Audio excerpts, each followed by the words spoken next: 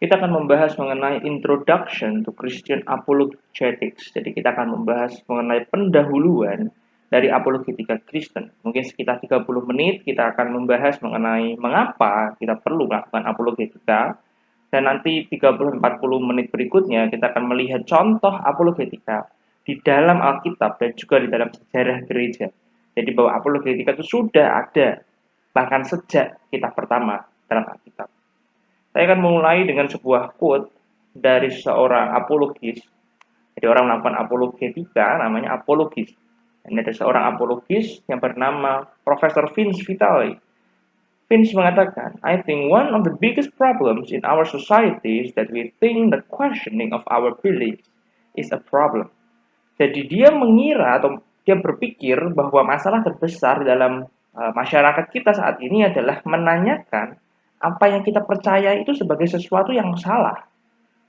Jadi seringkali di dalam gereja bahkan ketika ada jemaat yang bertanya mengenai imannya, misalnya seperti apakah Allah Tritunggal? Allah kok satu, satu kok tiga, tiga kok satu, gitu ya. Lalu kemudian gereja tidak mau menjawab dan bahkan menganggap bahwa anak ini salah, gitu, jemaat ini salah atau aneh. Kenapa kok mempertanyakan? Sudah, tidak usah bertanya. Yang penting percaya saja. Hal-hal seperti ini kita jumpai dalam kehidupan bergereja saat ini. Padahal pertanyaan adalah sesuatu yang penting dan sesuatu yang menyehatkan bagi setiap individu atau bahkan bagi pertumbuhan gereja itu sendiri. Misalnya, kalau saya ingin mengenal seseorang lebih dalam, saya akan memulai dengan sebuah pertanyaan. Siapakah dia? Atau mungkin rumahnya di mana? Keluarganya seperti apa? Dia karakteristiknya seperti apa? Apakah ciri-cirinya? Apakah dia ini sifatnya baik atau tidak? Apakah dia orang malas atau tidak? Atau mungkin kalau yang lebih matre, apakah dia orang kaya atau tidak? Saya mulai dengan pertanyaan-pertanyaan sebelum saya mengenal lebih jauh mengenai orang itu. Bahkan setelah saya mengenal orang itu, supaya saya bisa lebih paham mengenai dirinya, saya menanyakan pertanyaan-pertanyaan lain. Misalnya kamu sukanya apa, hobinya apa, suka makan apa, suka pergi kemana. Jadi pertanyaan membuat kita menjadi lebih dekat dengan orang lain. Demikian juga saat kita ingin mengenal Allah lebih dalam, kita memulai dengan sebuah pertanyaan, siapakah Allah? Dan bagaimana saya bisa mengenal Allah lebih dalam? Itulah pentingnya sebuah pertanyaan dalam kehidupan kita. Semakin banyak kita bertanya, semakin kita mengenal Allah lebih dalam. Dan maka hubungan kita dengan Allah bisa juga semakin dekat karena kita semakin mengenal siapa Allah. Nah, seperti yang saya jelaskan tadi, di dalam kehidupan bergereja seringkali ada jemaat yang menanyakan tentang imannya. Mereka memiliki questions of faith, pertanyaan-pertanyaan tentang imannya. Lalu kemudian mereka bertanya pada pihak gereja atau pada pemimpin rohaninya. Nah, seringkali mereka mengalami yang namanya penolakan atau menerima jawaban tapi yang tidak memuaskan. Udah, pokoknya percaya saja. Atau jawabannya mungkin tidak memuaskan pikiran mereka. Sehingga mereka melakukan pencariannya sendiri, entah di internet atau di YouTube atau di media-media lain. Dan kemudian jika mereka mencari tempat yang tepat, maka mereka bisa saja kembali ke jalur iman. Tapi jika mereka mencari di tempat yang salah, bahkan questions of faith itu bisa berubah menjadi yang namanya crisis of faith, krisis iman. Dan hal ini pun bisa berakhir dengan murtad. Misalnya saja, ada seorang pemuda Kristen yang menanyakan mengenai Yesus adalah Allah, tapi kenapa Yesus mati di kayu salib? Allah kok mati di kayu salib? Kemudian dia tidak mendapat jawaban yang dia inginkan, yang memuaskan hatinya. Kemudian dia melakukan pencarian dan bahkan mungkin dia bertemu dengan sosok apologet seperti Zakir Naik yang viral itu, yang terkenal di YouTube. Dan bahkan semakin memanas-manasi. Contohnya ketika Zakir Naik bertanya, tunjukkan satu ayat saja di dalam Alkitab yang mengatakan bahwa Yesus adalah Allah. Jadi tidak ada kalimat persis eksplisit seperti tidak ada. Dan kita lihat banyak sekali orang yang bertanya pada Zakir Naik, justru ditanya balik oleh Zakir Naik seperti itu dan dia tidak bisa menjawab. Nah, hal ini pun bisa menimbulkan namanya keraguan yang bisa berakhir pada krisis iman dan bahkan ada kemungkinan juga orang itu pindah agama atau murtad. Jadi inilah tahapan-tahapan dalam kehidupan seorang Kristen yang umumnya kita temui dalam diri anak muda saat ini. Itulah mengapa diperlukan sebuah ilmu yang namanya apologetika. Apologetika hadir untuk menjawab pertanyaan-pertanyaan seperti itu. Istilah apologetika berasal dari kata Yunani apologia. Nanti kita akan bahas dari ayatnya ya, langsung dari Alkitab. Yang berarti pembelaan. Nah, jadi apologetika Kristen adalah suatu disiplin ilmu yang berperan dalam memberikan pembelaan. Tetapi pembelaan ini adalah pembelaan secara intelektual, bukan hanya sekedar membela dengan adu mulut atau dengan perang, tetapi pembelaan ini dilakukan dengan intelektual atau dengan menggunakan argumen-argumen. Jadi sekali lagi fungsi apologetika adalah membela iman dengan pernyataan-pernyataan atau argumen-argumen yang masuk akal. Nah, ayatnya kita bisa lihat, ini ayat favorit para apologet ya.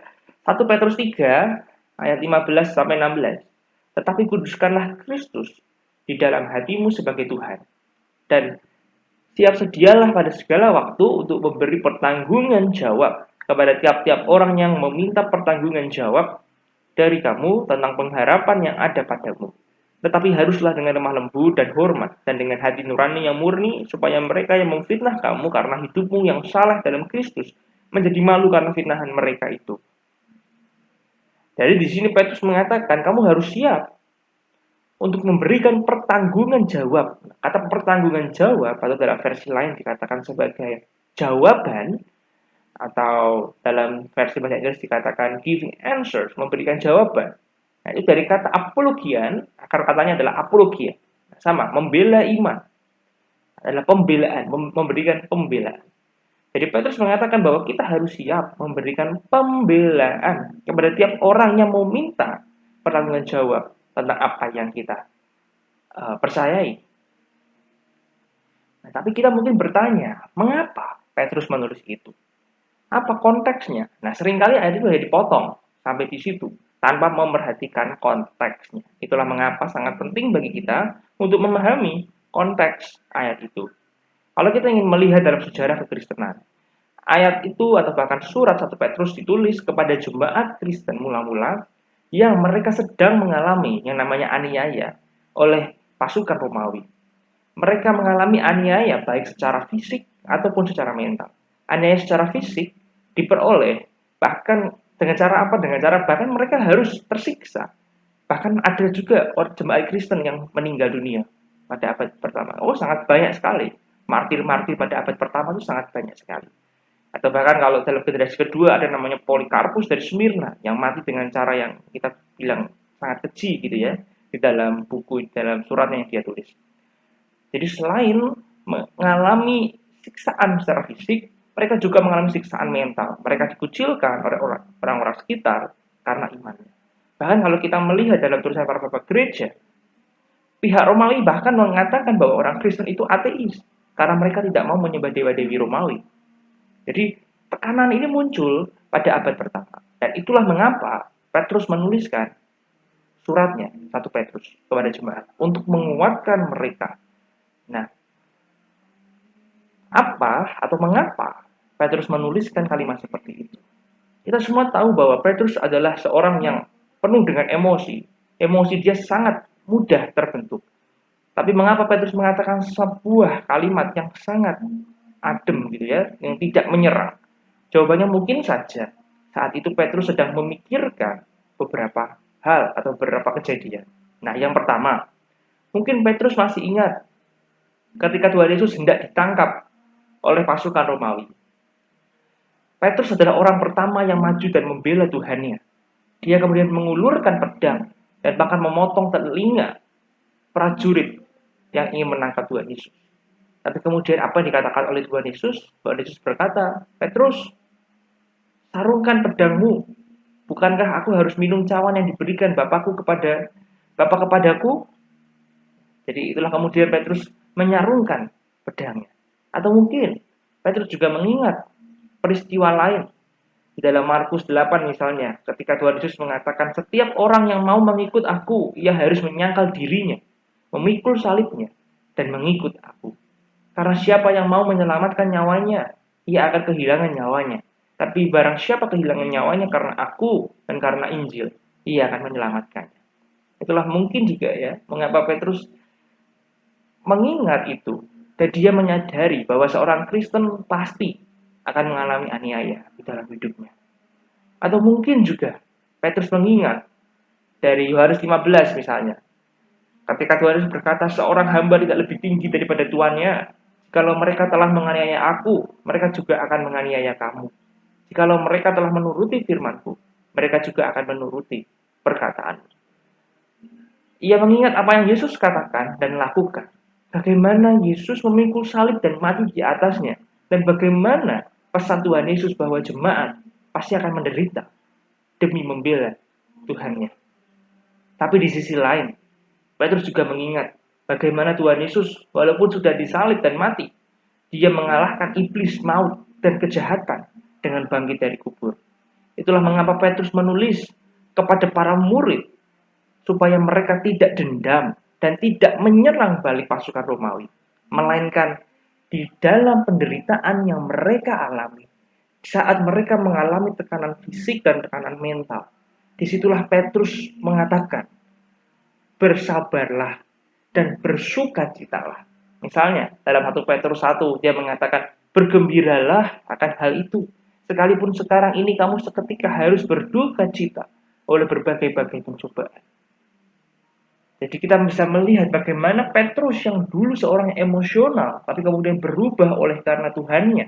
Dan kemudian dia mengatakan, di dalam pencobaan tidak perlu kita menyerah, tapi kita harus bergembira dan bersukacita. Tapi mengapa kita harus bergembira di dalam pencobaan yang dialami? Konteksnya adalah tekanan fisik dan mental pada saat itu ya. Mengapa? Karena di bagian sebelumnya dikatakan, kamu dipelihara dalam kekuatan Allah karena imanmu. Sementara kamu menantikan keselamatan yang telah tersedia untuk dinyatakan pada zaman akhir. Jadi Petrus mengatakan kamu harus bersuka cita dalam pencobaan. Karena kamu memiliki iman yang benar, yang menyelamatkan kamu. Sambil menunggu itu, sesuatu yang sangat indah. Saat ini bergembiralah sambil menantikannya. Dan itulah mengapa juga di dalam ayat yang kita baca tadi, saat ada orang meminta pertanggungan jawab, Petrus mengatakan kamu harus memberikan jawaban, tapi harus dengan lemah lembut dan hormat dan dengan hati nurani yang murni, supaya mereka yang memfitnah kamu karena hidupmu yang saleh dalam Kristus menjadi malu karena fitnahan mereka itu. Itulah mengapa peran apologetika sangat penting. Kita harus memberikan jawaban bukan dengan perang atau adu mulut, tapi dengan lemah lembut dan hormat, dan dengan hati nurani yang murni. Joshua Catrow dan Mark Allen mengatakan, Petrus tidak memanggil orang-orang Kristen yang tertekan untuk memberi pukulan intelektual yang telak, melainkan dengan kepala dingin menggunakan kata-kata dan frase seperti kelembutan, rasa hormat, nurani yang bersih, dan perilaku yang baik. Dan berikutnya, mengapa apologetika itu penting? Nah, di dalam bukunya, R.C. Sproul mengatakan apologetika penting dalam dua aspek. Yang pertama dalam pra-evangelisme atau sebelum penginjilan, dan yang kedua adalah post-evangelisme atau setelah penginjilan. Nah, kita akan melihat dulu yang pertama, pra-evangelisme atau sebelum penginjilan. Mengapa apologetika penting? Karena apologetika bekerja sama dengan evangelisme atau penginjilan untuk memenangkan jiwa. Di dalam bukunya, Alistair McGraw mengatakan, apologetika membersihkan jalan atau menyiapkan jalan untuk evangelisme. Sama seperti John Pembaptis mempersiapkan jalan untuk kedatangan Yesus dari Nazaret. Jadi apologetika menyiapkan jalan dan menyiapkan jalan untuk evangelisme masuk dan memberikan Injil. Jadi di saat kita ingin melakukan penginjilan, mengundang orang untuk mempercayai Injil dan percaya pada Yesus, kita seringkali menemukan berbagai macam hambatan. Seperti yang tadi saya sebutkan, misalnya, ada orang yang bertanya, Yesus Allah tapi kok mati? Kenapa harus ada acara atau ritual korban-korban sembelihan semacam itu? Kenapa Allah tidak langsung mengampuni manusia? Tapi kenapa harus ada darah? Dan kenapa harus menggunakan salib? Nah, pertanyaan-pertanyaan seperti itu dijawab dengan apologetika. Jadi setelah berbagai macam hambatan itu hilang, tidak dijawab oleh apologetika, maka kemudian penginjilan bisa masuk dan orang itu bisa menerima Injil. Apologetika seperti meyakinkan orang lain bahwa ada sebuah pintu yang indah ke dunia yang jauh lebih indah. Yang bahkan mereka mungkin tidak pernah pikirkan bahwa pintu itu ada. Setelah kita meyakinkan orang itu bahwa ada sebuah pintu menuju dunia lain yang jauh lebih indah, ketika orang itu sudah percaya, maka kemudian kita bisa mengatakan, sekarang saatnya evangelisme. Kita membantu orang itu untuk datang ke pintu itu dan membukakan pintunya untuk mereka hingga mereka masuk ke dalam dunia yang baru. Atau bisa juga digambarkan ketika kita memiliki sebuah roti yang sangat enak dan tidak pernah ada roti seenak ini. Kemudian kita ingin orang lain merasakan hal yang sama. Nah, apologetika berperan untuk meyakinkan orang lain bahwa ada sebuah roti yang seperti itu. Dan ketika mereka sudah percaya, saatnya evangelisme masuk dan mengatakan, saya punya rotinya. Apakah kamu mau? Saya kasih rotinya. Gratis lagi, saya kasih. Jadi, apologetika bekerja sama dengan evangelisme. Blaise Pascal di dalam bukunya Pensis mengatakan, make good people wish that the Christian faith were true and then show that it is. Tunjukkan pada orang-orang supaya mereka bisa menginginkan, wish gitu ya, mengharapkan bahwa iman Kristen itu benar. Dan tunjukkanlah bahwa iman Kristen itu benar. Setelah selesai, silakan diundang orang itu untuk percaya kepada Kristen. Dan kemudian yang kedua, apologetika juga berperan di dalam post evangelisme atau setelah penginjilan. Artinya apa? Artinya ini ditujukan, apologetika ditujukan kepada orang-orang yang sudah percaya. Jika tadi pra-evangelisme, supaya orang percaya bisa mengabarkan Injil pada yang belum percaya. Jika post-evangelisme, artinya mengabarkan atau pentingnya apologetika bagi orang-orang yang sudah percaya. Nah, mengapa apologetika penting? Bagi kita misalnya ya, orang-orang yang sudah percaya. Kita bisa melihat dalam sejarah gereja Protestan misalnya, dalam era reformasi, Bapak Reformator mengatakan, seperti apakah? Atau kita ini diselamatkan karena apa? Nah, tentu jawabannya hanya karena kasih karunia Allah, sola gratia. Tapi bagaimana kita bisa diselamatkan oleh kasih karunia Allah? Jawabannya melalui iman, sola fide, only by faith. Lalu kemudian muncul pertanyaan, iman seperti apakah yang menyelamatkan? Apakah semua orang Kristen masuk surga? Nah, atau tidak? Nah, iman seperti apa yang menyelamatkan? Kemudian Bapak Reformator, entah Luther atau Calvin mengatakan, justification is by faith alone, but not by a faith that is alone. Pembenaran itu hanya karena iman. Tetapi iman yang menyelamatkan tidak pernah berdiri sendiri. Iman yang menyelamatkan pasti menghasilkan buah yang benar. Jadi kita diselamatkan karena iman, bukan karena perbuatan. Tetapi iman yang benar pasti menghasilkan perbuatan yang benar. Dan itulah mengapa Luther mengatakan itu sebagai fides viva. Iman yang hidup, iman yang menyelamatkan, iman yang bekerja, iman yang berubah. Nah, iman yang menyelamatkan, iman yang hidup itu iman yang seperti apa? Nah, kemudian kalau kita melihat dalam sejarah ya, ada namanya Melanchthon. Melanchthon mengatakan ada setidaknya 3 hal isi dari iman yang benar. Yang pertama adalah notisia. Iman yang menyelamatkan itu harus punya konten yang benar. Jadi apa yang dipercaya itu harus benar. Nah, doktrinnya harus benar. Itu namanya notisia. Bagaimana kita bisa tahu memiliki konten yang benar, konten iman yang benar? Jawabannya tentu belajar, entah dari teologi atau dibantu dengan apologetika. Kemudian setelah kita punya konten yang benar, maka tahapan kedua dari iman yang menyelamatkan adalah asensus. Asen artinya persetujuan. Kita menyetujui dengan pikiran kita. Nah, kemudian setelah kita menyetujui iman yang benar ini dengan pikiran kita, maka yang terakhir adalah fiducia. Kita memberikan, menyerahkan hidup kita kepada Allah seutuhnya. Jadi inilah tahapan iman yang benar. Nah, di dalam tahapan notisia, konten yang benar, dan asensus, persetujuan pikiran, diperlukan misalnya teologi dan juga dibantu dengan apologetika.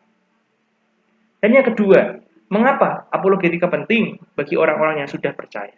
Jawabannya karena gereja akhir-akhir ini mengarah kepada yang namanya fideisme atau iman yang buta. Iman yang buta mengatakan sudah tidak usah pakai doktrin, nggak usah pakai pikiran, yang penting percaya saja. Pokoknya kita bilang ini sudah percaya saja. Padahal Alkitab tidak pernah mengatakan seperti itu. Pokoknya percaya tidak pernah. Ya, Alkitab sekali lagi, Alkitab tidak pernah mengatakan pokoknya percaya. Bahkan hidup seorang Kristen harus mengkritisi imannya sendiri, supaya mereka tahu bahwa apa yang mereka percaya itu benar. Alkitab tidak pernah mengatakan bahwa kita harus mengambil sebuah langkah dari kegelapan ke sebuah tempat yang kita tidak tahu. Mengambil sebuah langkah ke tempat yang kita tidak tahu. Melainkan Alkitab mengatakan bahwa kita dipanggil keluar dari kegelapan kepada terang Allah, kepada pribadi Yesus Kristus yang menyelamatkan kita. Pijakan di dalam Alkitab itu jelas. Kita keluar kemana? Tentu percaya pada Yesus. Yesus yang mana? Yesus yang seperti apa?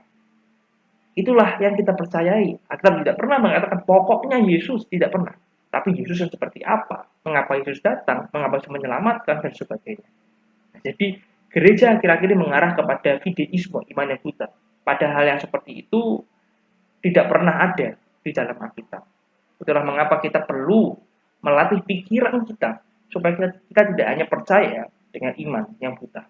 R.C. Sproul mengatakan the faith that the Bible calls us to is a faith rooted and grounded, iman yang berakar dan berdasar in something that God makes clear is the truth, pada kebenaran Allah.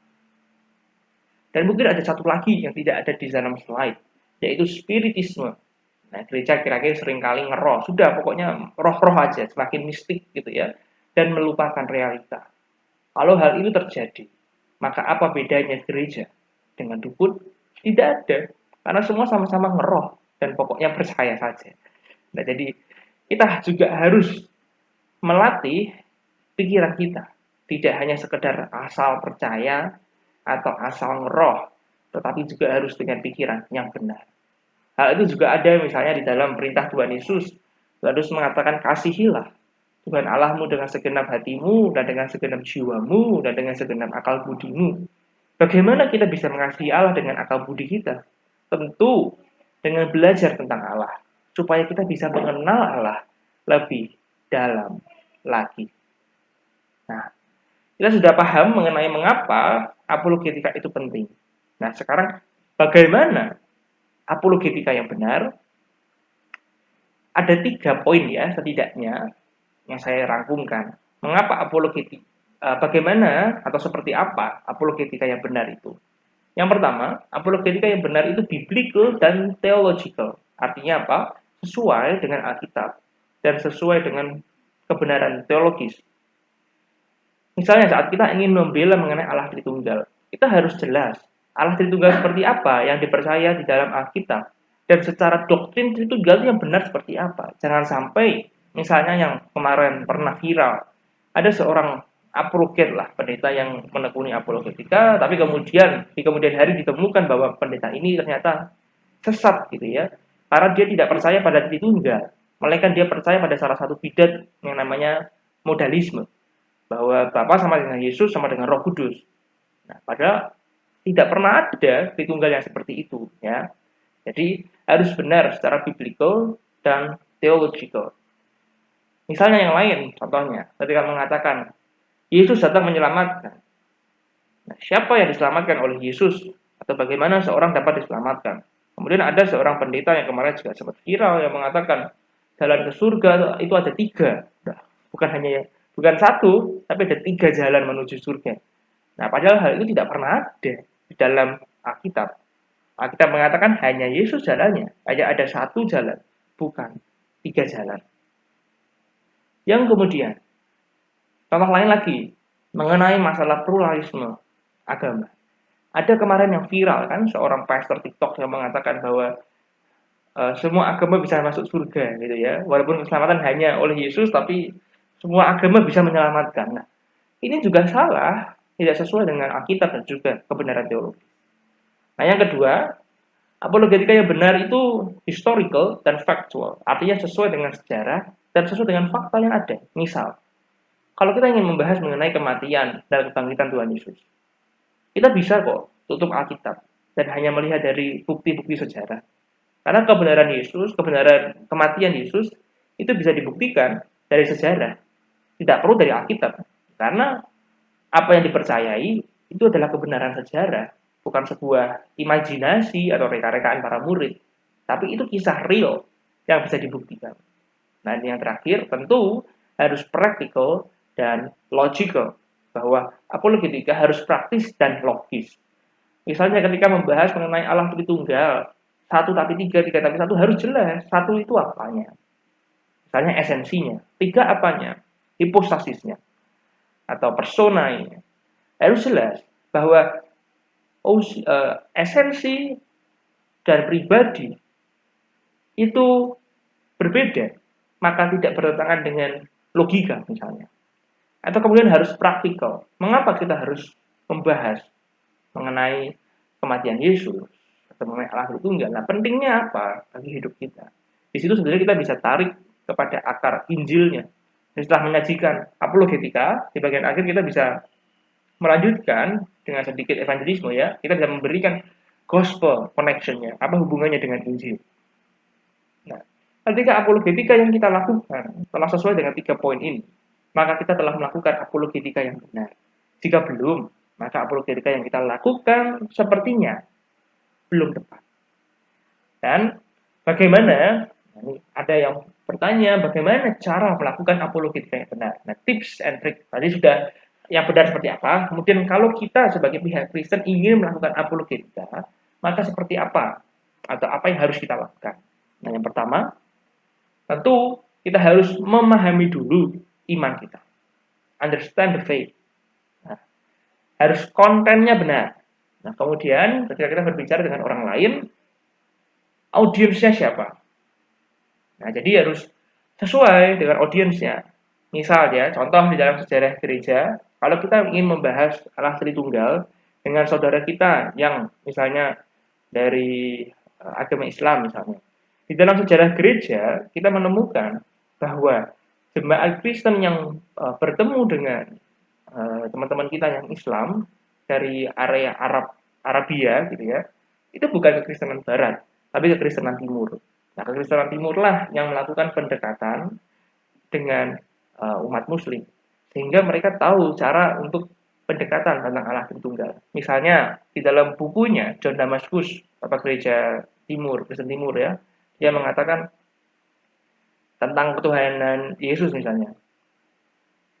Jika Yesus itu adalah firman Allah. Nah, apakah firman Allah itu diciptakan atau kekal? Jika firman Allah diciptakan, maka sebelum Allah menciptakan firman-Nya, apakah Allah punya firman? Nah, itu pertanyaan-pertanyaan seperti itu muncul di dalam sejarah gereja. Misalnya saat membahas mengenai Tritunggal. Apakah Allah punya firman? Apakah Allah punya roh? Nah, jika Allah tidak punya firman, tidak punya roh, maka dia adalah Allah yang bisu dan Allah yang mati, tidak punya roh dan tidak punya firman. Nah, tentu Allah Tritunggal adalah Allah yang sempurna karena dia punya roh dan punya firman. Misalnya seperti itu pendekatannya. Nah, tentu kalau ini kita dekati dengan pendekatan Barat, tentu mungkin agak sulit, yang sangat menekankan logika gitu ya. Kalau ingin membahas pendekatan kepada teman-teman kita yang dari kalangan Muslim, jadi harus memahami audiensnya. Maka pendekatan juga berbeda, misalnya dengan anak muda atau dengan orang tua, dengan yang berpendidikan, dengan yang mungkin jemaat awam, tentu berbeda pendekatannya.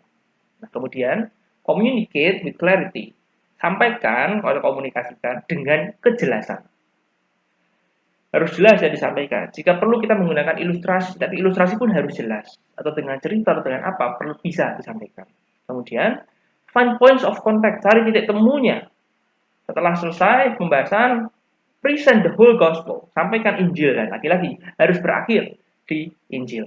Kemudian yang terakhir tentunya adalah praktis latihan yang banyak. Misalnya dalam sebuah pendekatan, tadi kita sudah melihat pendekatan secara argumentatif, ya, dengan menggunakan pikiran. Nah, bagaimana jika misalnya teman kita keluarganya sedang mengalami musibah, kemudian ada keluarganya yang meninggal dunia, lalu dia menanyakan, Jika Allah ada, mengapa ada penderitaan? Tentu kita tidak bisa memberikan argumen-argumen the problem of evil yang ada. Kita nggak bisa ngasih free will response atau pendekatan yang lain. Tapi kita bisa menggunakan pendekatan yang lain. Contohnya dengan hati, dari hati ke hati. Karena masalah yang dihadapi oleh orang ini bukan masalah pikiran, intelektual, tapi masalah hati. Maka kita bisa melakukan pendekatan dari hati. Dan mengesampingkan terlebih dahulu perdebatan argumentatif tadi. Tapi kita bisa menggunakan pendekatan-pendekatan counseling gitu ya. Blaise Pascal mengatakan dalam bukunya Pensis, dia mengatakan the heart has its reasons which reason knows nothing of. We know the truth not only by the reason but by the heart. Hati punya pikirannya sendiri, yang mana pikiran tidak tahu apa-apa. Kita tahu kebenaran bukan hanya dari pikiran, tapi juga dari hati. Nah, jadi seringkali kita menemukan argumen-argumen yang ada seperti ini. Kita sudah memenangkan pikiran orang lain, tapi hatinya belum kita menangkan. Bahkan dalam banyak perdebatan-perdebatan antar agama misalnya, ketika kita sudah berhasil nih memenangkan perdebatan dengan adu argumen, dengan bahkan sampai tidak teriak gitu ya, kemudian kita sudah menang, tapi sebenarnya kita nggak menang. Kita mungkin memenangkan argumen, tapi kita tidak memenangkan jiwa orang itu. Nah, kenapa? Mungkin secara pikiran oke, tapi secara hati mungkin belum. Maka pendekatan yang dilakukan harus jelas. Makanya tadi Petrus mengatakan, dengan apa? Dengan lemah lembut, dengan hormat, dan sebagainya. Itulah apologetika yang benar. Jadi inilah dasar dari apologetika Kristen.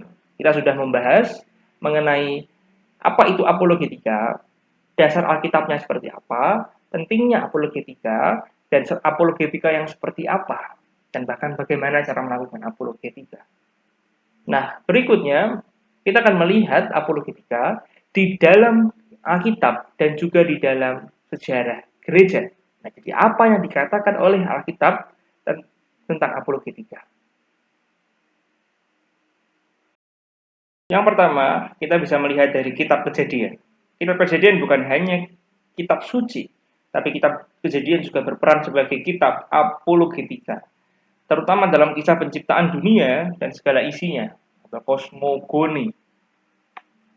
Jadi kalau kita ingin melihat, nih, seperti dikatakan oleh William Brown dalam bukunya The Seven Pillars of Creation, dia mengatakan, kitab Kejadian tidak hadir untuk menjawab pertanyaan-pertanyaan ilmiah saat ini, seperti apakah kita berasal dari teori evolusi, atau apakah alam semesta berasal dari mengikuti teori Big Bang. Nah, kitab Kejadian tidak hadir untuk menjawab pertanyaan-pertanyaan seperti itu. Kenapa tidak? Kenapa tidak? Jawabannya karena memang kitab Kejadian ditulis bukan untuk menjawab pertanyaan itu pada zaman dulu gitu ya. Melainkan kitab Kejadian ditulis untuk menjawab pertanyaan-pertanyaan atau kisah penciptaan dari budaya sekitar pada saat kitab Kejadian ditulis. Misalnya, kita bisa melihat budaya sekitar di Timur Tengah kuno, atau dalam bahasa arkeologisnya menyebutnya sebagai Timur Dekat kuno.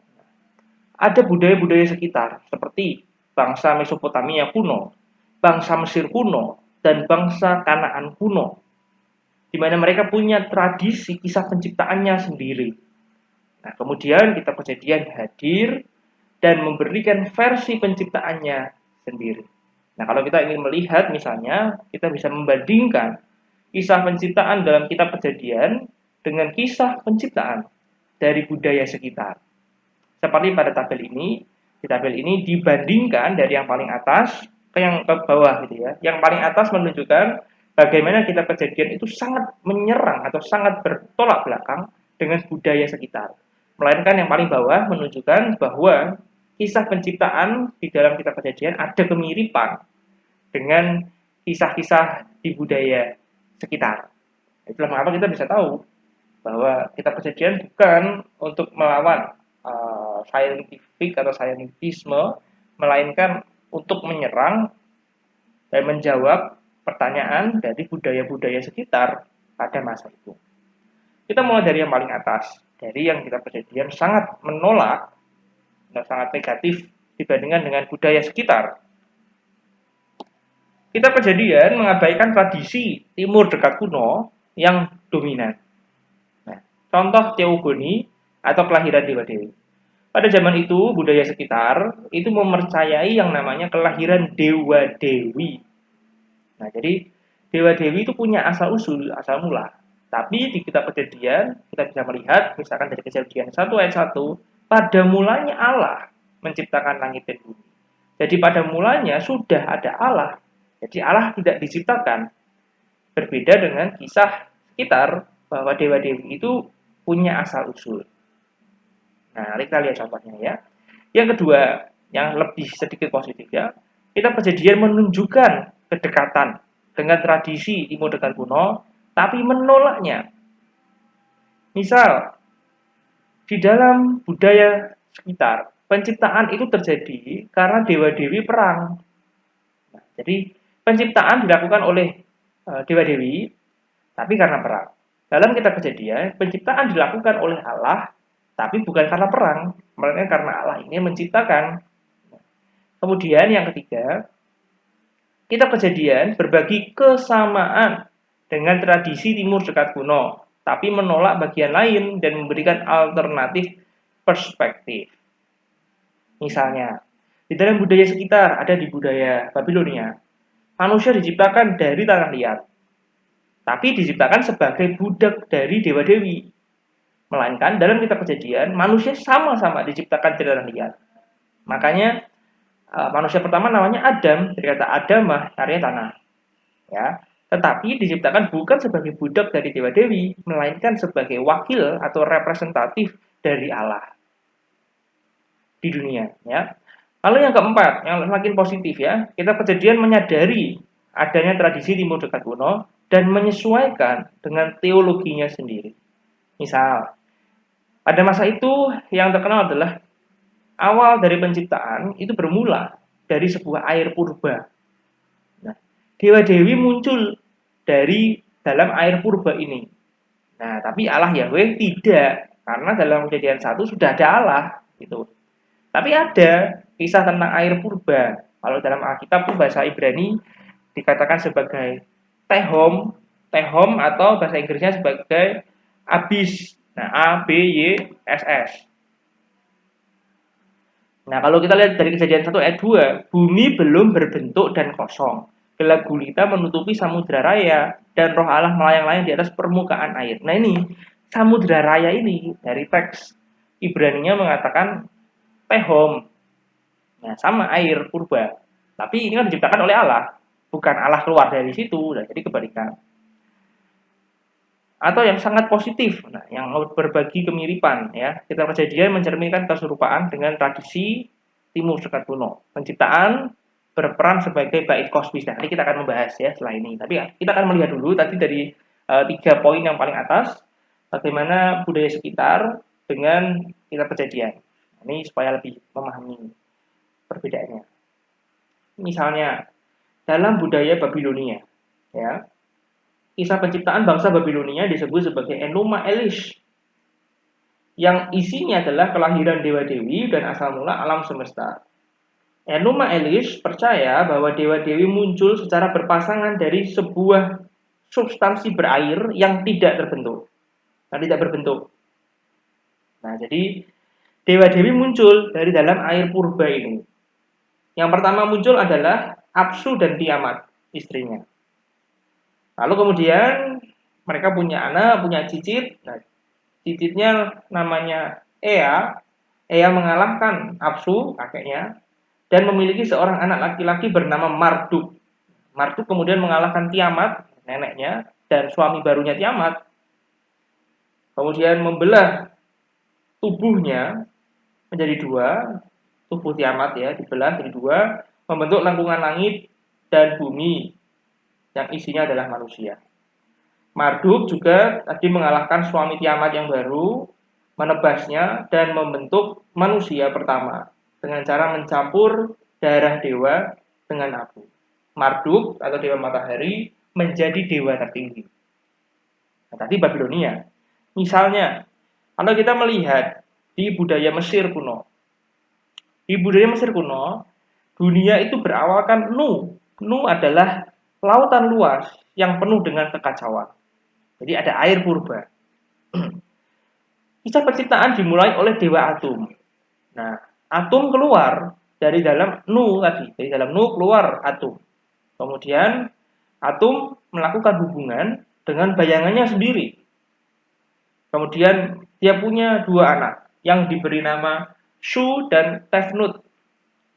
Shu, anak laki-laki Atum, menggambarkan udara kering, sementara Tefnut, anak perempuan Atum, merepresentasikan udara lembab. Anak kembar ini memisahkan langit ya yang kering dan air yang lembab. Kemudian mereka memiliki anak-anak bernama Geb, tanah kering, dan Nut, langit. Atum juga dikenal sebagai Ra atau dewa matahari.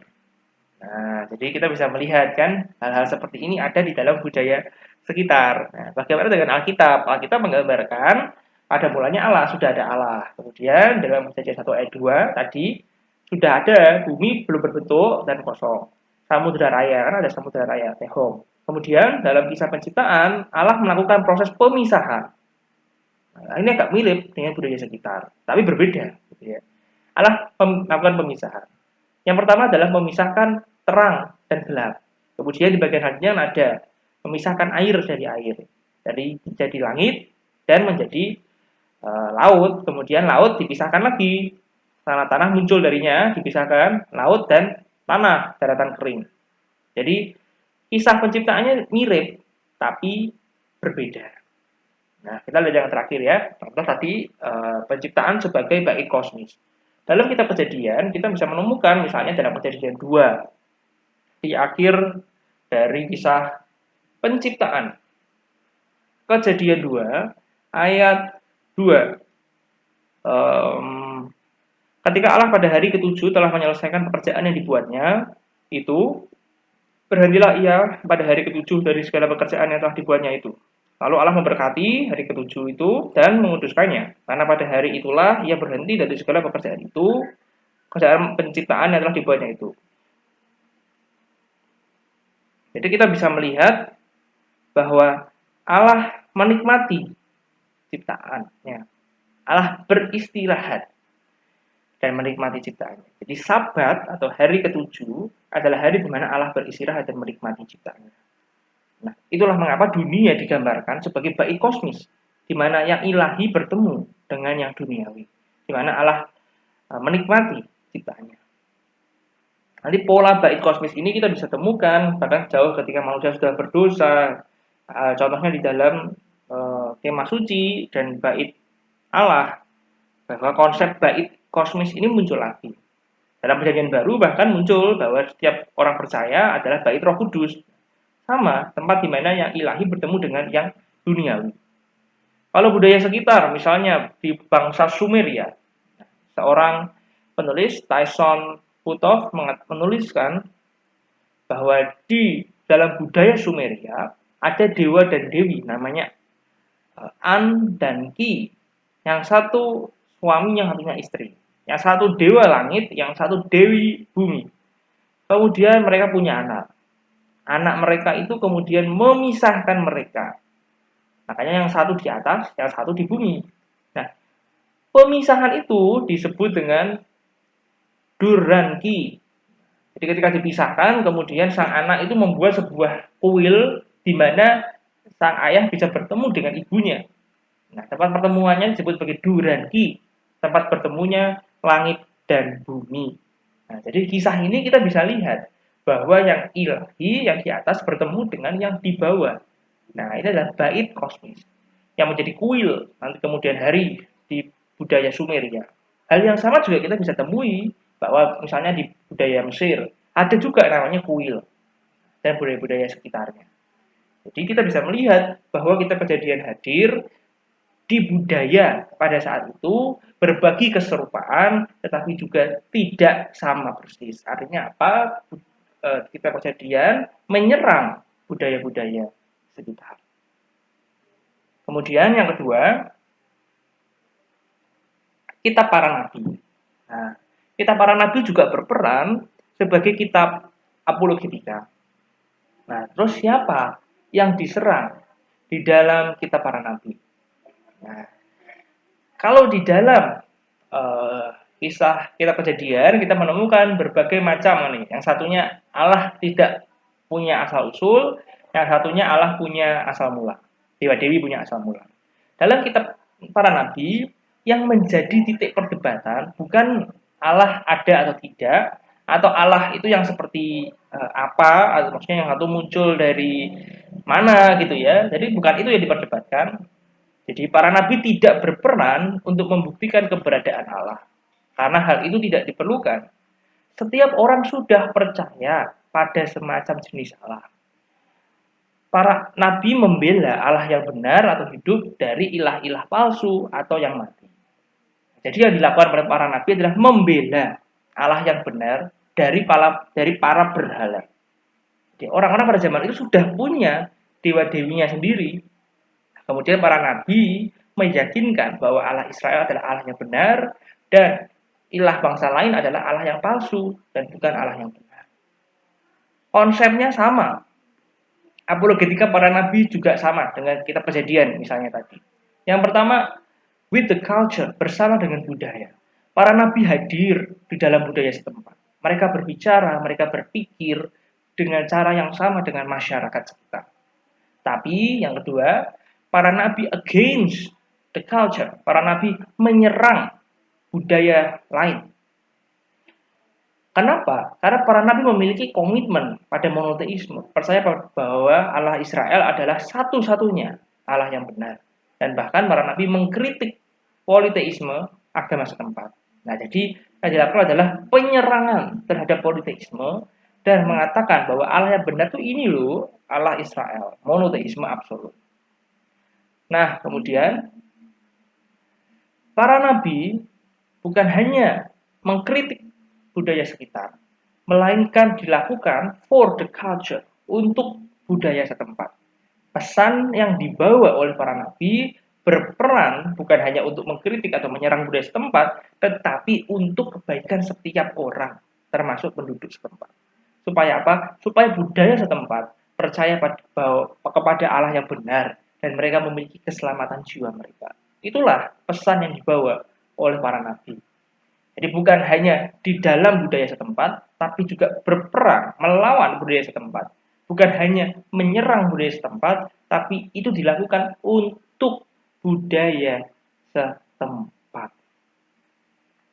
Misalnya, kita bisa melihat ketika Nabi Elia menyerang budaya atau berhala-berhala setempat ya, Nabi Elia hadir di dalam budaya itu, di mana bangsa Israel menyembah Baal. Dia paham cara berpikir orang Israel pada saat itu.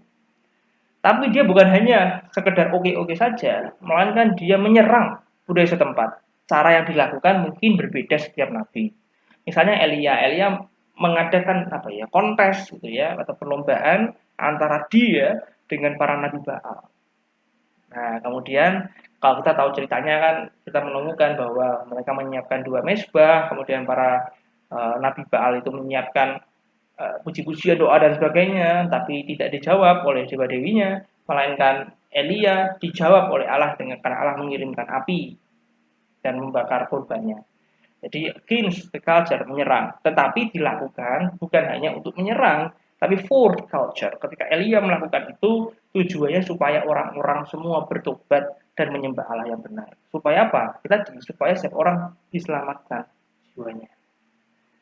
Bahkan metode yang dilakukan bisa bermacam-macam. Misal Tuhan Yesus menggunakan mujizat. Kalau kita melihat dalam kitab Yohanes, kita menemukan mujizat yang dilakukan oleh Tuhan Yesus banyak sekali. Ya, memang masih banyak tanda lain yang dibuat Yesus di depan mata murid-muridnya yang tidak tercatat dalam kitab ini, kata Yohanes. Tapi semua yang tercantum di sini telah dicatat supaya kamu percaya bahwa Yesuslah Mesias, Anak Allah, dan supaya kamu oleh imanmu memperoleh hidup di dalam namanya. Jadi inilah yang ada pada masa itu. Ya, kemudian para nabi juga menyerang budaya tadi kan dengan berbagai macam cara. Nah, contoh yang paling terkenal adalah dengan sarkasme, dengan menyerang budaya setempat melalui perkataan-perkataan. Contoh, kita menemukan di dalam kitab Habakuk. Nah, kitab Habakuk mengatakan, apakah gunanya patung pahatan yang dipahat oleh pembuatnya? Apakah gunanya patung tuangan pengajar dusta itu?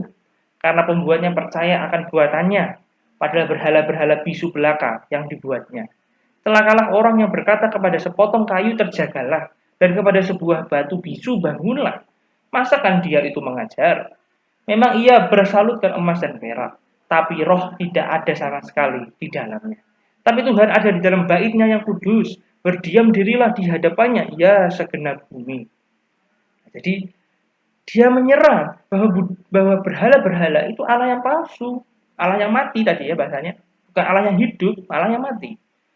Coba kamu bilang sama kayu atau sama batu atau sama emas dan perak, bicaralah. Tidak bisa bicara karena dia bisu. Coba kamu katakan sesuatu pada mereka, apakah mereka bisa mendengar? Tidak bisa, mereka tuli. Apakah mereka bisa bergerak? Tidak bisa, orang mereka mati. Tidak ada roh di dalamnya. Jadi itulah pendekatan-pendekatan yang dilakukan oleh para nabi. Joshua Cottrell dan Mark Allen mengatakan, Old Testament prophets defend the God of Israel against false Egyptian, Canaanite, and Babylonian gods, not because God is against his people, but because he is ultimately for the nation. Ketika para nabi perjanjian lama menyerang budaya sekitar dan membela Allah Israel, tujuannya bukan karena Allah membenci atau Allah ingin berperang melawan orang-orang itu, melainkan karena Allah ingin menyelamatkan budaya atau bangsa-bangsa setempat.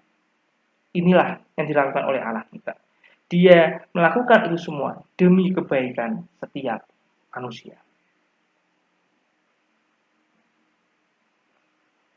Kemudian yang ketiga, kita sudah membahas mengenai kitab Kejadian, kemudian kitab para nabi. Dalam perjanjian baru juga ada kisah atau kitab apologetika gitu ya. Contoh adalah Injil Yohanes. Kalau kita melihat Injil Yohanes menggambarkan Tuhan Yesus sebagai logos atau firman Allah.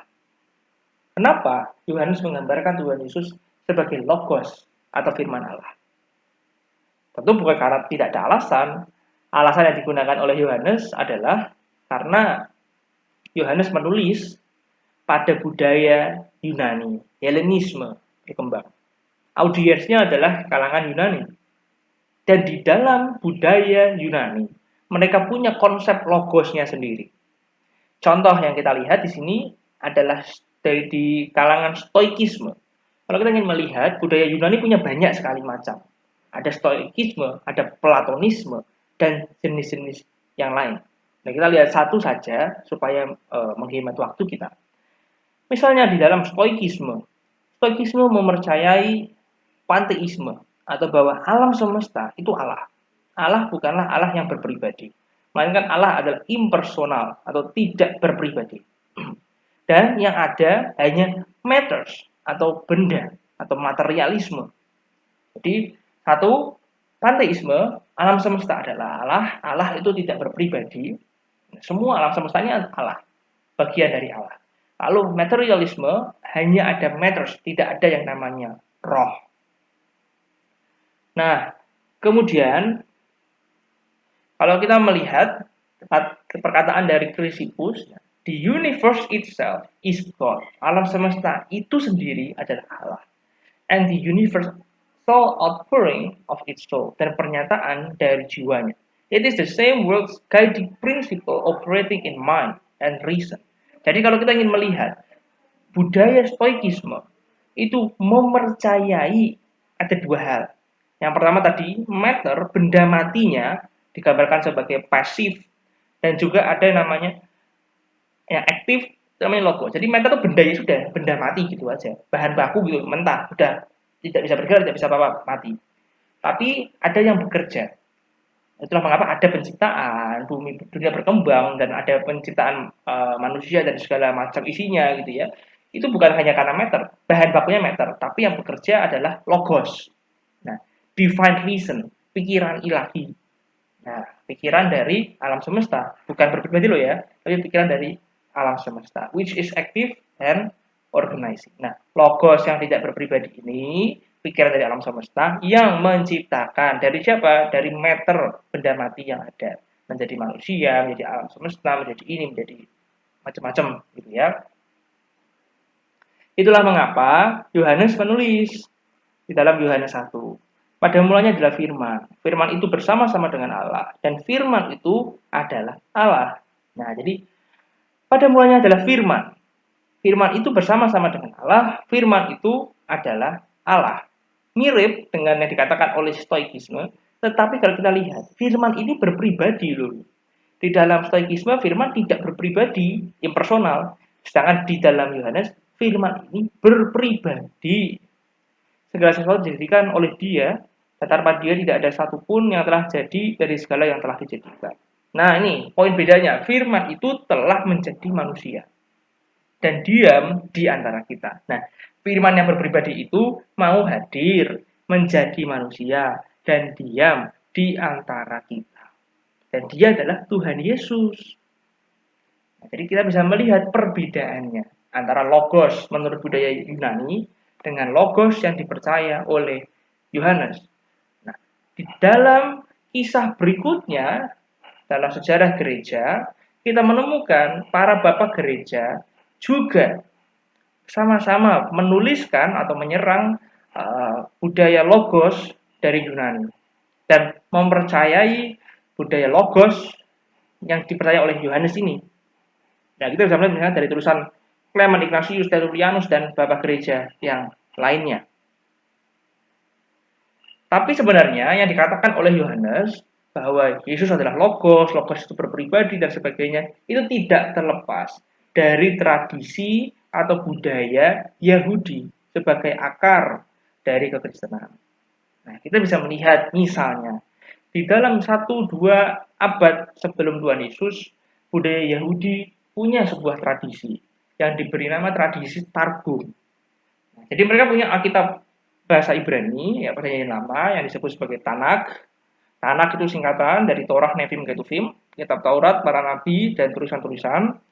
Kemudian ada budaya Targum. Targum adalah parafrase. Jadi Alkitab dibuatkan parafrasenya, tentu di dalamnya pasti ada tafsirannya terhadap Tanakh dalam bahasa Aramaik. Dan juga nanti kita bisa melihat sedikit di dalam budaya Zohar. Zohar adalah teks tradisi mistisisme Yahudi. Ini Yahudi mistik, bukan Yahudi mainstream tapi Yahudi mistik. Nah, nanti kita bisa melihat sedikit ke arah sana ya. Hari Zohar menjelaskan rahasia-rahasia dalam Torah. Nah, di dalam budaya Yahudi, logos, firman tadi itu disebut sebagai memra dalam bahasa Aram atau dafar di dalam bahasa Ibrani. Artinya sama, word, kata-kata, atau firman. Kalau bahasa Ibrani misalnya dafar Elohim, itu artinya firman Allah. Nah, kita melihat di dalam Targum, misalnya seperti ini. Orang Yahudi akan bertanya, bagaimana cara kita menggambarkan Allah? Kita semua tahu bahwa Allah, sang pencipta alam semesta, adalah Allah yang tidak terbatas. Allah yang hadir melampaui segala sesuatunya. Atau Allah yang transenden, Allah yang melampaui pikiran kita, Allah yang melampaui segala sesuatu.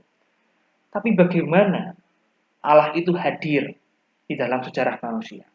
Misal dalam perjanjian lama kita menemukan Allah yang membuat perjanjian dengan umatnya. Allah yang berjalan di dalam Taman Eden bersama dengan Adam dan Hawa. Allah yang hadir dalam bentuk tiang awan dan tiang api. Allah yang berperang untuk orang Israel. Allah yang memberkati mereka. Dan Allah yang mengutuk mereka. Allah yang menebus mereka. Bagaimana Allah hadir dan mengatakan itu semua? Bagaimana Allah yang tak terbatas itu bisa hadir? Orang Yahudi kuno mengatakan yang hadir itu adalah memra, firman Allah. Allah Bapa, Allah memang tidak pernah hadir. Maksudnya tidak di dalam bentuk tadi ya, teofani atau penampakan tadi. Dalam Mazmur dikatakan, engkau berselimutkan terang. 1 Timotius 6, dia ini Bapa bersemayam dalam terang yang tidak terhambil. Seorang pun tak pernah melihat dia. Bapa ada dalam terang yang tak terhampiri. Dan tidak seorang pun pernah melihat dia. Lalu siapa yang hadir? Siapa yang dilihat oleh misalnya Yakub ketika bergulat melawan malaikat Allah, Malak Yahweh? Siapa yang hadir? Jawabannya adalah memranya, firman Allah. Nah, jadi Allah punya firman. Yang hadir itu firman-Nya. Firman Allah itu berpribadi. Allah berpribadi. Firman, Allah punya firman. Firman berpribadi. Tapi bukan ada dua Allah, tapi satu Allah. Sekali lagi, Allah itu pribadi. Dia punya firman. Firman itu juga pribadi. Nah, tapi bukan ada dua Allah, tapi hanya ada satu Allah. Nah, makanya orang-orang Yahudi pada zaman itu beberapa adalah binitarianisme, mempercayai bahwa ada satu Allah dengan dua pribadi, itu Allah dan memranya, firmannya.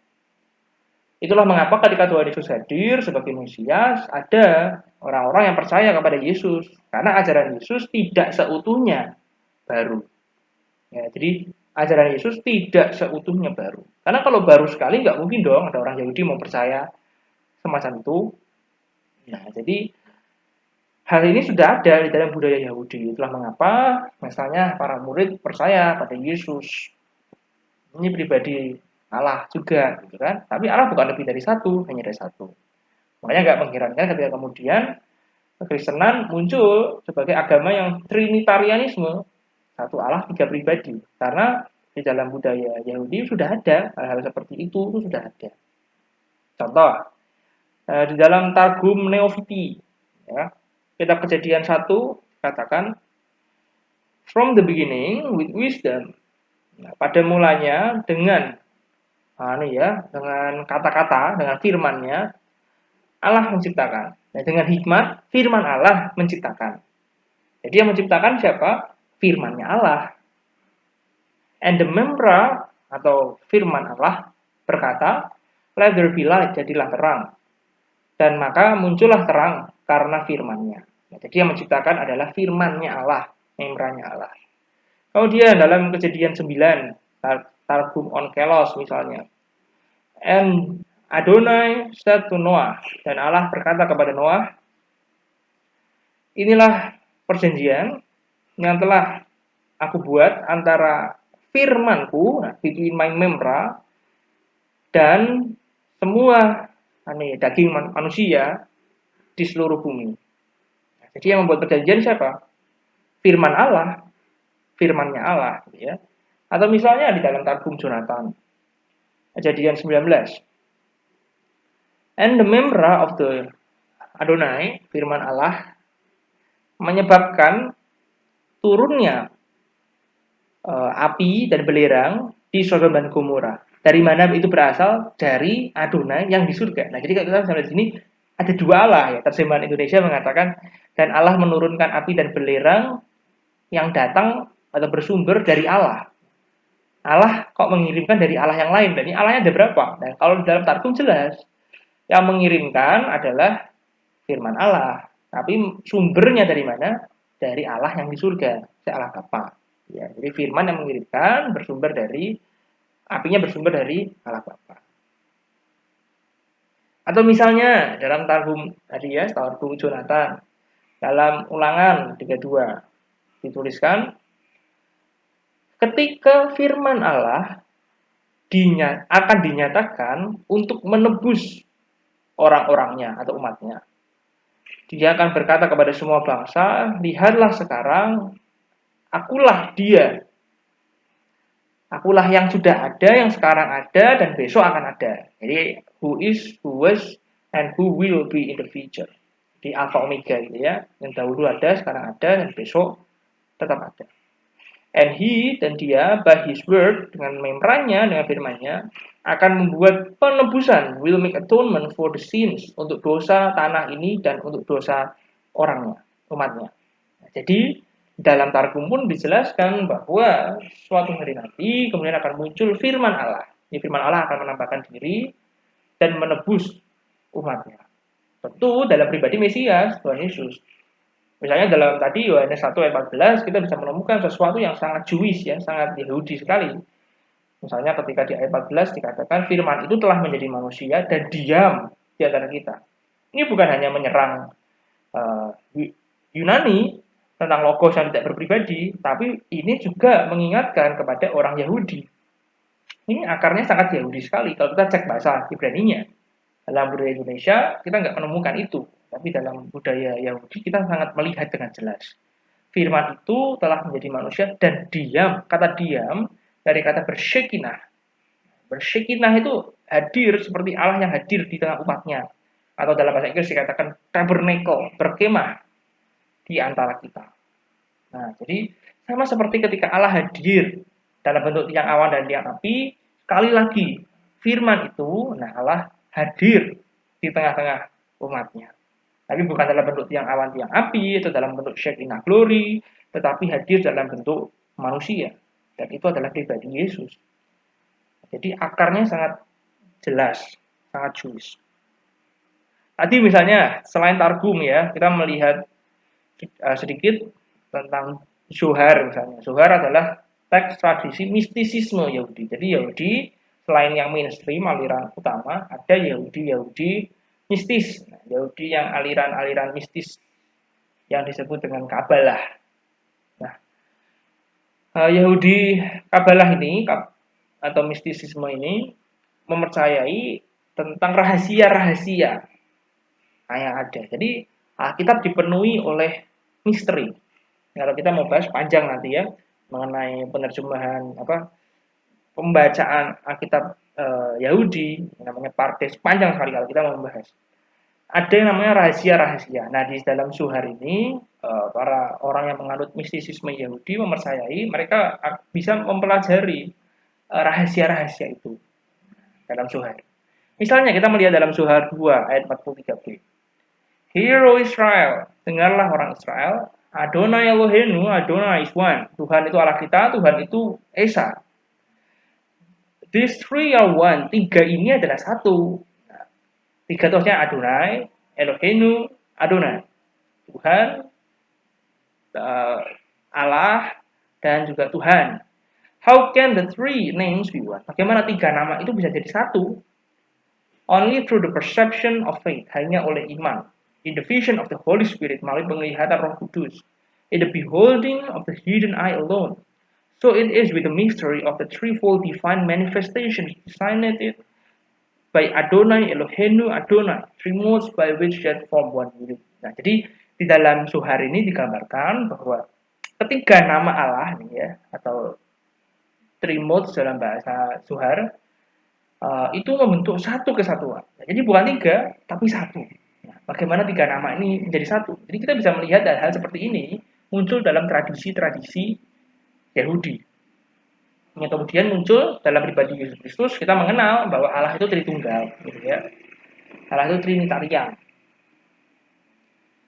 Jadi Daniel Boyarin mengatakan dalam bukunya The Jewish Gospels, yang mengatakan the ideas of Trinity and Incarnation, ide tentang Tritunggal dan inkarnasi, or certainly the germs of those ideas atau akar-akar dari ide itu sebenarnya sudah ada dalam kalangan orang Yahudi sebelum Yesus datang dan berinkarnasi, gitu ya.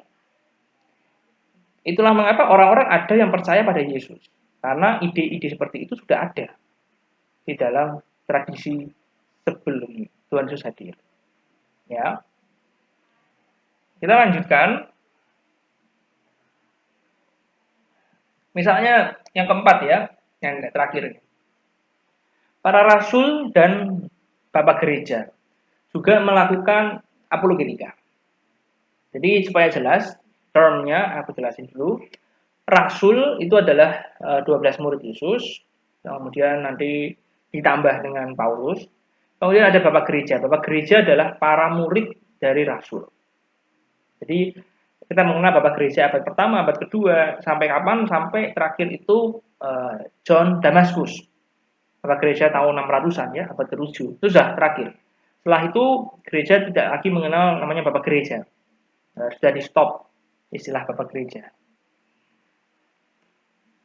Jadi para rasul dan bapak gereja mengalami masa-masa sulit. Mereka harus membela iman dari kalangan religius Yahudi. Nah, kayak tadi ya misalnya. Karena kan budaya Yahudi orang-orang tidak percaya pada Yesus, ya kan? Mereka menganggap Yesus hanyalah tukang sihir yang membuat mukjizat dikatakan sebagai sihir dan pembohong. Bahwa Yesus tidak mati. Yesus mati kayu salib ya hanya sebagai orang yang dihukum, bukan sebagai Mesias. Jadi bagaimana mereka meyakinkan atau membela iman di hadapan orang-orang Yahudi. Selain Yahudi, ada juga orang Yunani. Budaya Yunani pada saat itu juga sangat kuat ya. Misalnya dalam tulisan-tulisan Justin Martyr misalnya, dia menulis dan dia berdialog dengan Trypho. Trypho adalah orang Yahudi. Kemudian sebelumnya nanti juga ada tulisan tentang budaya Yunani. Dan juga selain kedua hal itu, mereka juga harus menjawab atau membela iman dari kalangan para bidat. Nah, nanti kita bisa lihat beberapa contoh para bidat. Contoh apologetika yang dilakukan oleh Rasul Paulus. Nah, Paulus ini menuliskan banyak sekali kitab, dan banyak diantaranya adalah kitab apologetika. Atau isinya setidaknya berisikan apologetika. Contoh saja, satu adalah kitab Galatia. Nah, di dalam kitab Galatia, kita bisa menemukan sejarah penulisan kitab Galatia. Galatia ini ditulis oleh Paulus kepada jemaat di Galatia, supaya mereka kembali ke ajaran yang benar, yang ortodoks. Ortodoks itu dari kata ortos, lurus, ortos, dan doxa jalan. Jadi jalan yang lurus. Tentang apa? Tentang Injil. Kenapa Paulus menuliskan hal ini? Hal ini terjadi karena jemaat di Galatia terpengaruh dengan golongan ke-Yahudi-Yahudian atau Kristen yang ke-Yahudi-Yahudian yang disebut dengan Judaizer. Jadi Kristen ke-Yahudi-Yahudian. Yang mana Judaizer ini mengajarkan bahwa kalau kamu mau diselamatkan, maka kamu harus mengikuti hukum Taurat. Nah, jadi bukan hanya percaya pada Yesus, tapi juga harus pakai hukum Taurat. Artinya harus pakai sunat, harus pakai segala macam ritual-ritual atau aturan-aturan hukum Taurat. Nah, itulah mengapa Paulus menulis surat Galatia untuk membela iman yang benar, bahwa jemaat harus kembali ke Injil yang benar. Misalnya dalam Galatia dia menulis, jikalau ada orang yang memberitakan kepadamu suatu Injil yang berbeda dengan apa yang telah kamu dengar atau kamu terima, terkutuklah dia. Kamu tahu bahwa tidak seorang pun yang dibenarkan oleh karena melakukan hukum Taurat, tapi hanya oleh karena iman dalam Kristus Yesus. Sebab itu kami pun telah percaya kepada Kristus Yesus, supaya kami dibenarkan oleh karena iman dalam Kristus dan bukan oleh karena melakukan hukum Taurat. Sebab tidak ada seorang pun yang dibenarkan oleh karena melakukan hukum Taurat. Sebab sekiranya ada kebenaran oleh hukum Taurat, maka sia-sialah kematian Kristus. Nah, jadi orang-orang Judaizer yang menggoda orang-orang Kristen untuk melakukan hukum Taurat, disitulah Paulus menulis. Sebab sekiranya ada kebenaran oleh hukum Taurat, maka sia-sialah kematian Kristus. Paulus membela pembenaran oleh iman dan menyerang keselamatan karena perbuatan. Bukan hanya Paulus, para bapak gereja pun juga melakukan hal yang sama. Misalnya, bapak gereja Justin Martyr, dia menuliskan di dalam tulisannya, dari waktu Trypho, dia mengatakan, contoh ya, ketika orang Yahudi membahas mengenai Sabat, apa pendapat orang Kristen tentang Sabat? Karena orang Yahudi kan mengira orang Kristen tidak lagi melakukan Sabat, jadi nggak bisa lah diselamatkan karena nggak melakukan Sabat. Justin Martyr mengatakan, sang pemberi hukum telah datang. Nah, jadi yang memberikan hukum Sabat itu sudah datang, namun Anda tidak melihatnya. Dia ngomong dengan lawan bicaranya, kepada yang miskin Injil diberitakan. Orang buta melihat, tapi kamu juga tidak mengerti bahwa sang pemberi hukum ini telah datang. Anda sekarang membutuhkan sunat yang kedua, meskipun Anda sangat bermegah dalam daging. Hukum yang baru mengharuskan Anda untuk melakukan Sabat yang terus-menerus. Dan Anda, karena Anda diam selama sehari, mengira bahwa Anda saleh dan tidak mengerti mengapa ini diperintahkan kepadamu. Orang Yahudi mengira, kamu mengira, bahwa hanya dengan melakukan satu hari Sabat dari Sabtu, kamu sudah melakukan perintah Allah. Dan kamu sudah mengira kamu sangat saleh. Padahal tidak seperti itu. Dan jika Anda makan roti tak beragi, kamu berkata telah menggenapi kehendak Allah. Tuhan Allah kita tidak senang dengan perayaan semacam itu. Yang sedang benar yang seperti apa? Gitu ya. Jika ada pembohong atau pencuri di antaramu, hendaklah dia berhenti melakukannya. Jika ada pezina, hendaklah dia bertobat. Maka dia telah memelihara hari-hari Sabat Allah yang manis dan sejati. Jika ada orang yang tangannya najis, hendaklah ia membasuhnya dan menjadi suci. Bagi Justin Martyr, Sabat bukan hanya satu hari, hari Sabtu, melainkan setiap hari. Dan Sabat yang sejati bukan hanya saat kita tidak melakukan kegiatan di hari Sabtu, tetapi di saat hidup kita berubah. Dari yang awalnya pembohong, pencuri, pezina, yang tangannya najis, kemudian bertobat. Saat itulah sebenarnya kita sedang memelihara hari-hari Sabat kita setiap hari. Jadi itu respon Justin Martyr. Nah, kalau kita melihat dalam sejarah gereja, sebenarnya setiap kesalahan selalu ada ekstrim yang lain. Jadi Injil selalu di tengah, ya. Lalu yang salah itu selalu menyimpang, tidak di jalur yang tengah, tapi menyimpang entah ke kiri, entah ke kanan. Misal, tadi kita melihat dalam budaya Galatia, dalam tulisan surat Galatia, kita melihat ada namanya Judaizer, orang yang mengatakan bahwa kamu harus ikut hukum, harus hukum. Namanya legalisme. Nah, kemudian di dalam sejarah gereja berikutnya, dalam mungkin berapa ratus tahun atau beberapa ribu tahun kemudian muncul antinomianisme. Nah, lawannya dari legalisme. Kalau legalisme hukum dan kurang terhadap grace gitu ya, anugerah. Sementara antinomianisme itu mengagungkan kebebasan. Kamu kan sudah diselamatkan, sudah ada anugerah. Jadi nggak usahlah ikut hukum. Bukankah kita bilang semakin banyak dosa, anugerah juga semakin melimpah. Nah, jadi nggak usahlah melakukan hukum. Udah hidup bebas, hidup senang-senang, mati masuk surga. Nah, jadi itu juga muncul di dalam sejarah kekristenan berikutnya. Kemudian kalau kita teruskan, setelah zaman para rasul kemudian muncul bidat-bidat lain dalam sejarah gereja. Misalnya saja kita ambil contoh satu, supaya tidak terlalu panjang, adalah bidat Marcionisme. Marcionisme ini ada sekitar tahun 200-an. Jadi bidat Marcionisme ini mengatakan bahwa Allah Perjanjian Lama itu berbeda dengan Allah Perjanjian Baru. Nah, Allah Perjanjian Lama adalah Allah yang jahat. Karena dia adalah Allah yang jahat, maka ciptaan yang dia ciptakan juga adalah sesuatu yang jahat atau tidak baik. Nah, kemudian karena Allah itu jahat, maka kita nggak usah lah percaya sama perjanjian lama. Nah, cukup perjanjian baru. Kemudian Yesus datang untuk apa? Untuk menyelamatkan kita dari dunia ini. Jadi Allah yang jahat menciptakan dunia dan isinya, termasuk kita. Kemudian kita ingin ditebus, tapi bukan oleh Allah perjanjian lama, tapi oleh Allah perjanjian baru. Nah, Allah perjanjian baru mengutus Yesus untuk menyelamatkan kita. Nah, jadi ini kontras ya. Allah perjanjian baru menyelamatkan kita. Dan kita sudah diselamatkan, maka apa yang harus kita lakukan? Ya kita harus membenci Allah perjanjian lama. Karena Allah perjanjian lama menciptakan dunia dan segala isinya, maka kita tidak boleh menikmati dunia dan segala isinya. Nah, makanya kita harus apa? Kita harus puasa. Allah perjanjian lama menciptakan makanan, menciptakan buah, menciptakan hewan. Maka kita nggak boleh menikmatinya, supaya apa? Supaya Allah perjanjian lama sedih. Dengan cara apa? Dengan cara kita berpuasa. Nah, tidak menikmati apa yang diciptakan oleh Allah perjanjian lama.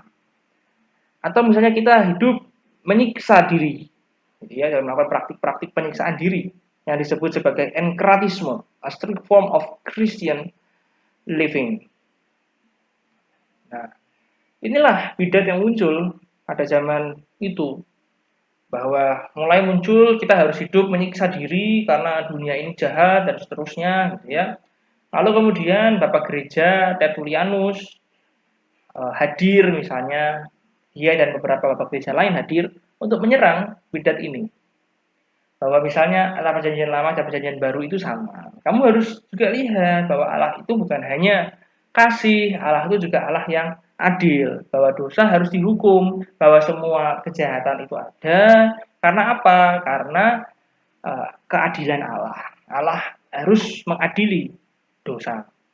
Misalnya kalau kita lihat, mengapa bangsa Israel datang dan menyerbu bangsa Kanaan, memusnahkan bangsa Kanaan. Mengapa? Bukan karena Allah itu jahat, tetapi karena bangsa Kanaan itu berdosa dan Allah harus menghukum dosa. gitu ya. Jadi itulah beberapa argumen perlawanan pembelaan iman dari para bapak gereja. Nah, kalau ingin melihat bidat-bidat itu lebih jelas, kita bisa lihat misalnya dari buku The Gospel According to Heretics yang ada di sebelah kanan bawah. Itu adalah salah satu buku yang saya rekomendasikan untuk dibaca berkaitan dengan bidat-bidat yang ada dalam sejarah gereja. Dia penulisnya David Wilhite menuliskan 10 bidat dalam sejarah gereja dan dia menjelaskan pokok ajarannya, kemudian pertentangan atau kontroversi yang dialami, kemudian anggapan ortodoks dan seterusnya. Bahkan sampai ke konsili-konsili yang ada pun dijelaskan. Saya sangat merekomendasikan buku itu bagi teman-teman yang ingin belajar tentang bidat-bidat. Nah, jadi tadi Marcionisme adalah awal ya dari asketisisme yang mengagungkan self-discipline. Bahwa kita harus menyiksa diri ya, tapi depannya bukan self-discipline, tetapi menyiksa diri. Tapi kemudian dalam abad-abad berikutnya muncul gerakan-gerakan asketisme yang mengagungkan self-discipline, disiplin rohani. Bahkan sampai kemudian muncul monasteri, biara-biara, bahwa mengasingkan diri demi hidup kudus, demi hidup saleh, dan seterusnya. Tapi kemudian di sisi lain ketika kekristenan mulai meluas, kemudian mulai orang-orang kaya mulai masuk ke area-area budaya zaman yang sudah modern, maka mulai muncul yang namanya sibaritisme atau mengagungkan self-indulgent atau self-luxury, di mana hidup itu harus dinikmati gitu ya. Contohnya kalau akhir-akhir ini kita mengenal namanya prosperity gospel, Injil kemakmuran. Percaya Yesus, hidup kamu akan makmur, Allah akan memberkati kamu dan seterusnya. Jadi ini adalah kontras. Injil itu seimbang. Kita nggak boleh mengisolasi diri dan menyiksa diri dan seterusnya seperti itu. Tapi di sisi lain kita juga nggak boleh menoleransi atau hidup berkompromi dengan dunia. Yang seperti tadi, misalnya sibaritisme itu. Nah, kita nggak boleh hidup penuh dengan luxury. Ya, karena berhala-berhalanya kan ditonjolkan, dikasih makan terus kalau kita bahas yang sibaritisme. Karena asketisme sangat mengagungkan self-discipline. Jadi harus seimbang. Nah, Injil itu selalu seimbang. Setiap kesalahan biasanya jatuh di dua ekstrim yang berbeda dan tidak di jalur yang benar. Oke, kita lihat sekilas ya. Dalam perkembangannya, dalam sejarah gereja, ada bidat-bidat lain yang muncul. Nah, contoh bidat kristologi. Nah, bidat kristologi ini bidat yang menyerang natur Yesus. Nah, ada banyak sekali natur Yesus atau bahkan keilahian kemanusiaan Yesus. Contoh ada adopsionisme atau ebionisme yang mengatakan Yesus ini hanya manusia biasa, kemudian diangkat jadi anak Allah. Nah, ketika dia diangkat dia menerima Roh Kudus, bahkan tapi ketika dia disalib Roh Kudus pergi meninggalkan dia, kemudian makanya Tuhan Yesus berteriak Eloi Eloi lama sabachthani karena Roh Kudus meninggalkan dia. Ada bahkan misalnya Arianisme yang mengatakan Yesus tidak kekal, Yesus hanya ciptaan. Yesus tidak seutuhnya Allah karena dia adalah pure ciptaan. Ada juga bidat-bidat yang menolak kemanusiaan Yesus, misalnya doketisme. Yesus itu ilahi, tapi pura-pura pakai tubuh. Atau apolinarisme.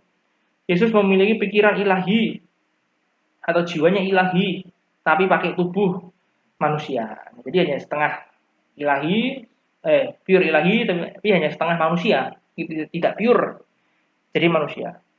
Atau misalnya ketika bahas natur Yesus di dalam abad-abad tahun 400-an dan seterusnya ya, ada yang namanya monofisitisme atau eutikianisme yang mengatakan bahwa natur ilahi Yesus menelan natur manusianya. Kemudian ada juga miafisitisme yang ini sebenarnya kalau kita mau bahas lebih lengkap, monofisitisme itu sama mia itu sebenarnya sama aja, tapi kemudian ini dibedakan ya supaya lebih jelas ada sedikit perbedaan. Di miafisitisme mengatakan natur ilahi bercampur dengan natur manusia Yesus. Jadi bercampur, ketika merah kita campur dengan biru, maka yang terjadi adalah bukan merah, bukan biru, tapi sesuatu yang lain. Nah sama, ketika yang ilahi bercampur dengan yang manusia, maka yang terbentuk adalah bukan ilahi, bukan manusia, tapi sesuatu yang lain. Nah, itu intinya miafisitisme. Ada kecampuran natur ilahi dengan manusianya Yesus. Kemudian ada juga misalnya Nestorianisme. ada dua pribadi, Yesus dan anak Allah, ilahi dan manusia. Keduanya tidak bersatu. Artinya ada dua orang yang berbeda sebenarnya. Dan entah kenapa ini agak sulit ya untuk dijelaskan. Yesus adalah Allah, oke. Yesus adalah manusia, oke. Tapi bukan satu, tapi ada dua yang berbeda. Dua pribadi yang berbeda. Atau bahkan yang terakhir misalnya, kenotisisme. Nah, ketika menjadi manusia, Yesus meninggalkan kealahannya. Jadi Yesus, makanya ketika ditanya, kapan akhir zaman gitu kan, saya tidak tahu, hanya Bapa yang tahu. Nah itu karena Yesus meletakkan manusianya, kata si kenotisisme. Ini adalah bidat-bidat kristologi. Ada juga misalnya bidat Tritunggal yang menyerang doktrin Allah Tritunggal. Misalnya Sabellianisme atau modalisme, hanya ada satu Allah, tapi tiga mode, tiga fungsi, tiga peran. Jadi Allahnya cuma satu, tapi berperan, memiliki tiga peran. Misal di sini ayah, di tempat lain di guru, di tempat lain jadi bos. Nah, tapi hanya ada satu ayah. Nah, itu kesalahan juga ya, bidat juga. Atau triteisme, ada tiga Allah yang berbeda. Atau Arianisme, Yesus dan Roh Kudus adalah ciptaan ya tadi. Atau Makedonianisme, Roh Kudus adalah ciptaan. Atau parsialisme, Bapa, Anak, Roh Kudus adalah masing-masing bagian dari satu Allah. Jadi Bapa sepertiga, Anak sepertiga, Roh Kudus sepertiga. Jadi sepertiga tambah sepertiga tambah sepertiga jadinya satu Allah. Kemudian ada juga tantangan apologetika. Nah, ini tantangan apologetika yang dialami oleh gereja sepanjang zaman. Selain yang sudah disebutkan tadi, adalah misalnya yang pertama tantangan filosofi. Nah, dari kaum-kaum filsuf ya, filosofi. Contohnya the problem of evil. Jika Allah ada, mengapa ada kejahatan? Jika dia maha kuasa, apakah dia tidak mampu menghentikan kejahatan? Jika dia maha tahu, bukankah dia sudah tahu kalau akan ada kejahatan? Kenapa dia tidak mencegahnya? Jika Allah maha baik, kenapa dia membiarkan ini semua terjadi? Atau misalnya, apakah Kristenan itu sejalan dengan rasio dan logika? Atau pertanyaan-pertanyaan epistemologi, apakah kebenaran itu ada? Di mana kita bisa tahu kebenaran? Apakah kebenaran itu absolut atau relatif? Atau bahkan permasalahan moralitas dalam perjanjian lama, ketika misalnya ada pemusnahan bangsa Kanaan, pemusnahan pada era Nabi Nuh, pemusnahan tentara Mesir, dan pemusnahan lainnya, tentu di mana Allah gitu ya? Atau mengapa Allah memerintahkan hal-hal semacam itu? Atau kemudian tantangan ateisme yang akhir-akhir ini semakin memuncak. Apakah Allah itu ada? Kalau Allah itu sebenarnya ada nggak sih? Nah, atau bahkan mujizat itu sebenarnya ada atau tidak? Karena ateisme dan terutama nanti kemudian saintisme mengatakan bahwa nggak ada, metafisika itu nggak ada, gitu ya. Ya tadi yang mana bawah ya, materialisme, hanya ada material atau benda, tidak ada namanya metafisika, roh-roh itu nggak ada. Jadi masalah biblical miracles, kemudian ada religions, cause problems. Kita melihat, coba lihatlah sekitarmu, agama itu justru ketika ada agama muncul masalah, misalnya perang salib, misalkan teror oleh agama, misalnya ISIS dan sebagainya. Nah lihat kan, justru agama menciptakan masalah. Coba kalau nggak ada agama, pasti dunia akan damai. Nah, atau bahkan tantangan agama-agama dari agama lain. Misalnya masalah ketuhanan Yesus. Yesus ini Allah bukan, mati di kayu salib enggak, bangkit tidak, betul enggak kebangkitan Yesus? Atau religious plurality. Apakah semua agama sama? Apakah semua agama menyelamatkan? Atau religious syncretism, adanya percampuran agama-agama misalnya. Jadi campuran ya dari berbagai agama misalnya. Atau masalah bidat-bidat tadi, bagaimana kita tetap menempatkan Yesus di tengah, menempatkan Injil di tengah, dan tidak condong ke bidat-bidat yang lain.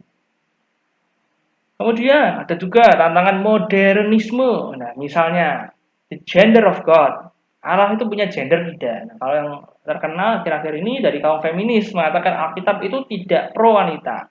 Misal kita melihat bahwa wanita lebih rendah dari laki-laki, kemudian uh, Allah digambarkan sebagai laki-laki gitu ya, gitu kan. Makanya dalam beberapa versi Alkitab baru yang pro feminis itu dia mengganti istilah son of God menjadi son and daughter of God, anak laki-laki dan anak perempuan dari Allah. Nah, kemudian muncul masalah science and Christianity. Nah, misalkan tadi teori Big Bang, apakah Alkitab itu sesuai dengan Big Bang?